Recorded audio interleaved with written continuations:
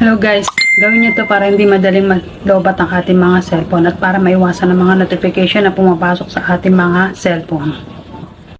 Punta na tayo sa Chrome natin, then may makikita kayong app info dyan guys, click nyo yan.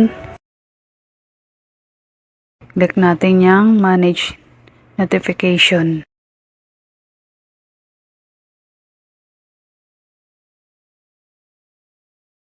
Yan guys, dapat naka-off itong allow notification. I-off nyo yan dapat para maiwasan ang mga maraming notification na pumapasok sa iyong mga cellphone. At hindi madaling malobat pag naka-turn off ito.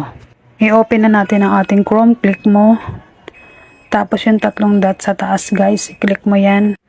Tapos yung settings sa baba, click mo yan.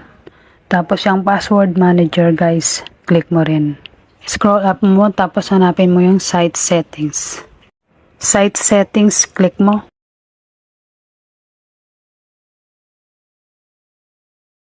Scroll up mo ulit, hanapin mo yung intrusive. Ayan guys, intrusive. I-click mo yung intrusive ads. Dapat yan guys, naka-off yan. Yan, para maiwasan yung mga notification na pumapasok sa atin. At yung battery life ng ating cellphone ay mas tatagal. Kaya dapat naka-turn off yan. Then,